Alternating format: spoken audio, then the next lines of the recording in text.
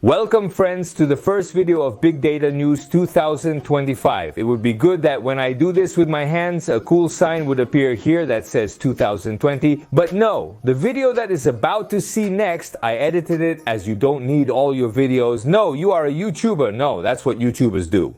No, sir, I don't edit the videos. An editor who is currently on vacation does. So what's here is what there is. I'm going to record and I'm going to edit. It will come out however God wants it to come out. Welcome to 2025. In today's video, we are going to talk about PlayStation Plus Essential because we already have confirmed the games that we are going to receive the subscribers of the PlayStation Plus Essential during this first month of January. Specifically on the 7th. We are facing one of those months in the PlayStation Plus Essential where some are going to say, what a horrible month. The games they provide are outdated, making the service no longer useful to me. Others will likely agree that the games they offer are terrible.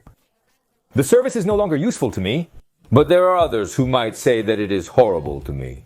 The games they give are all ugly. The service is no longer useful to me. No, joking aside, there is something to highlight this month on PlayStation Plus, and if not, well, we are going to look for it because there is something to highlight just like my cap stands out. The video games that we are going to discuss below, you can add to your PlayStation library if you have an active subscription to PlayStation Plus in any of its categories starting from the 7th of January. We are going to start today's review with this game, the one you are seeing right now on the screen. The Suicide Squad game that kills the Justice League. Yes, it's breaking another record, being one of the Warner games that quickly went from being a paid game to being a PlayStation Plus game. Well, Suicide Squad Kills the Justice League is a third-person action-adventure shooter developed by Rocksteady Studios, the creators of the Arkham series. Among them, the creators of Gotham Knight, one of the best games in the Bat universe that could ever have existed on the face of the earth, and in the very history of video games. Now, while Rocksteady created this authentic video game gem, it seems they forgot everything they had learned creating this game when they developed the Suicide Squad game. This title takes place in the same universe as the Arkham games, or to put it another way, in the same timeline. But it doesn't have much to do with it since the Suicide Squad game is more of a service game, designed to sell you outfits, microtransactions, and all that stuff that video game companies dream of making millions with these days. The title is open world, and the open world in question is the city of Metropolis, home of Superman. And the game puts us in the skin of Harley Quinn, puts us in the skin of Deadshot, Captain Boomerang, and also King Shark, the Big Shark. And our mission will be to confront the Justice League and kill them, as the name of the game rightly says. And all because Brainiac, a DC villain, corrupted them and brainwashed them, and now we are the good guys. We can play the game completely alone, we can play in 2-player co-op, we can play in 3-player co-op or in 4-player co-op online. And while the game is mainly focused on becoming a service game, the title has a campaign and has a story and has a thread that takes you through the different events. Well, that happened in this story. By the way, they are not too interesting, but they are there. This December 10th, the game was updated with Season 4, which is supposedly the last season of the game, and it received offline mode. That means you no longer need to be connected to the internet all the time to be able to play it. And how do you play? Well, by shooting, aiming and shooting, eliminating hordes of enemies, getting little weapons, improving them, looting and shooting and jumping everywhere. If you want to get through the game's campaign, it will take you about 15, maybe 20 hours.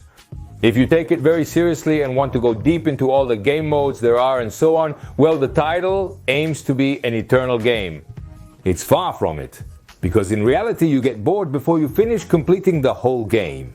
But if you are a very, very, very big fan of the Batman universe, and you want to finish the game just to say that you played all the games, Batman games, because maybe that's your obsession, 10 hours, you give it a go, and you finish it.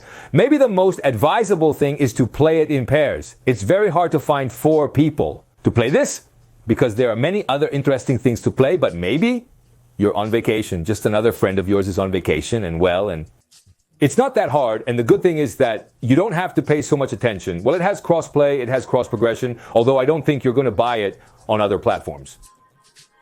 And in general terms, it's not that bad. Note that I emphasize so as cooperative online to spend some time with a friend. It can go. It's only available on PlayStation 5. The second game we have in the Essential of January, the 7th of January, is this one you're seeing on screen.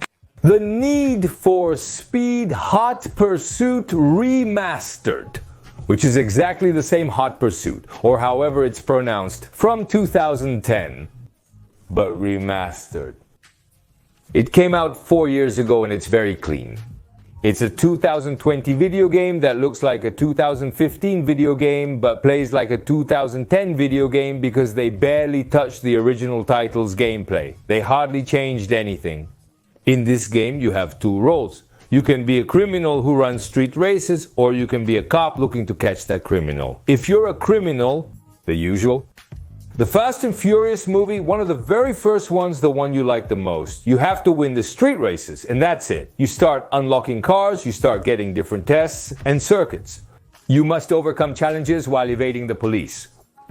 Now, if you play as the cops, you have to break into circuits and illegal races. And you have to chase and hunt down the different runners who participate in these races and catch them. To achieve this, you will have different types of gadgets and tools such as spike chains, police support, and other things. The title is essentially a Need for Speed, so you know what you're going for. Very arcade-like races, zero simulation, and a lot of fantasy. But it's not one of those Need for Speed with a somewhat juicy campaign or an interesting story.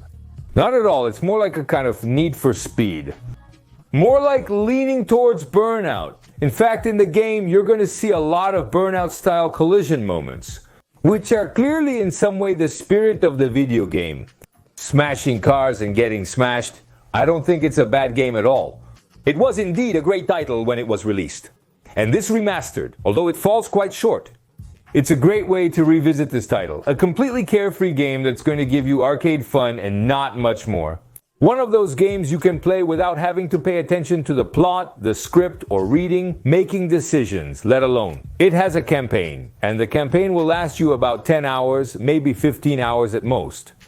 It looks decent, and on PS5 I think it runs at 4K at 60 frames. And with this, I'm going to get a little wet. I'm going to take a risk, but it could be that this game falling into the plus is some indication that we are about to receive an announcement of a new Need for Speed.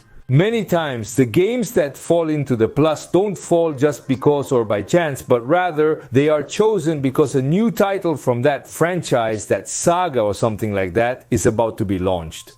It has happened several times, on several occasions in previous years, that when they have put Need for Speed on the service, it is because in that month, or in that fortnight, or in that quarter, we had the announcement of a new Need for Speed. They also added Need for Speed without any announcement. But the case with Plus games is that many are to kind of get ahead of selling you a new game. Or that people rejoin or get hooked again with some existing game series to sell you a new title. We have had the rumor of a Most Wanted remake for a long time that supposedly would arrive in 2025. Maybe this title is coming to Plus because we are close to an announcement. Maybe, hopefully yes. And the third game we have this month on PlayStation Plus is Essential. It's a game that's somewhat difficult to explain, but I'm going to do everything possible to do it right. This is the Stanley Parable Ultra Deluxe. In an extended version of the Stanley Parable from 2013, in this title, in this video game, is an employee named Stanley who works in an office, like an administrative. And suddenly, he realizes that he is completely alone in this office. It seems that everyone in the office went somewhere. And this man then starts to roam the office as if looking for his colleagues. Or seeing what's happening at the same time, he starts to roam this place. A narrator starts telling us what Stanley is doing and the decisions he is making. And this narrator is constantly testing us on what we decide and do not decide to do. And the Stanley Parable is a relatively short game, divided into different gameplay cycles that last no more than 40 minutes or an hour. In this title, you always start from the same starting point. From your small little office, you start and begin to explore and rummage through the rest of the offices.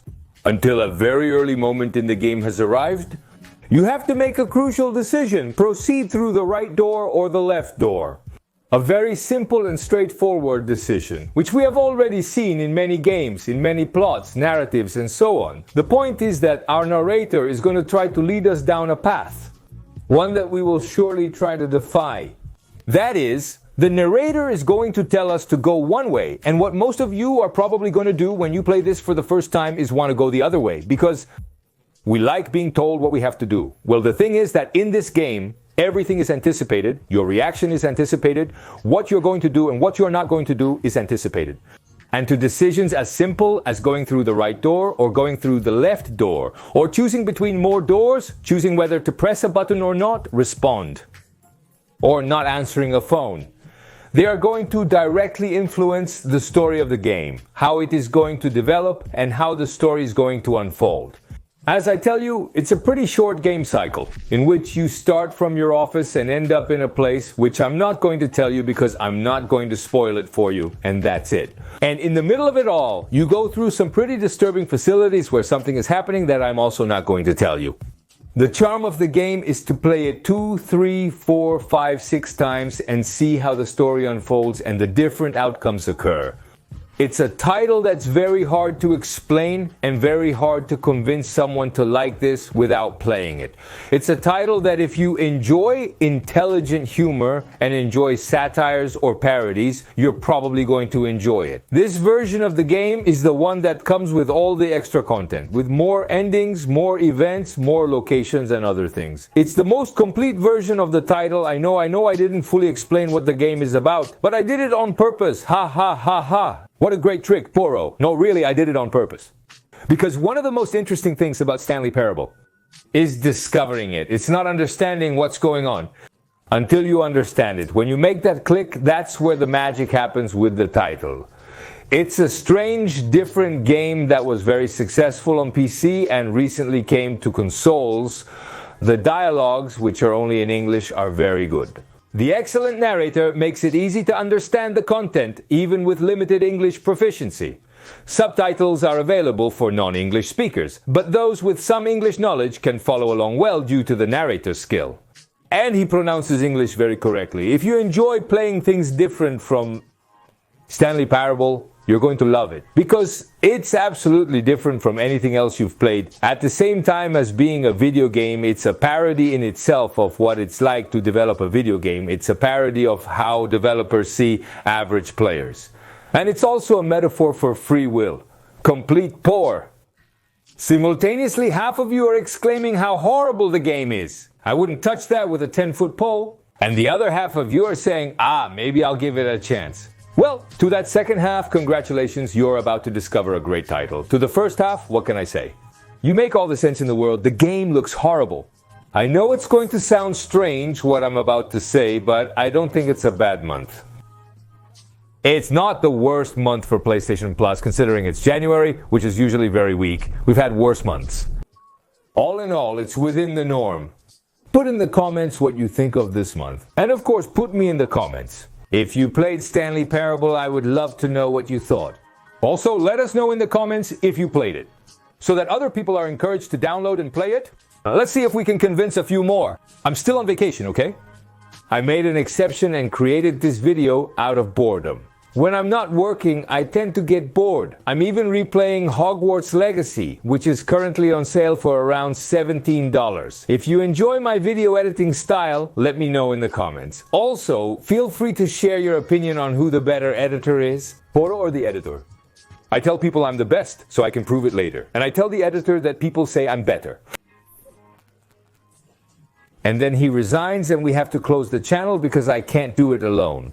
Well, thanks for watching. I feel, oh God, I don't know. I feel very much on vacation. I just came from 10 days of vacation. I'm chill calm.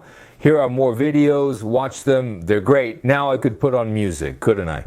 Because I always want the editor to put music on for me. And he never puts music at the end of the videos or something like that. I could put on music. Subscribe.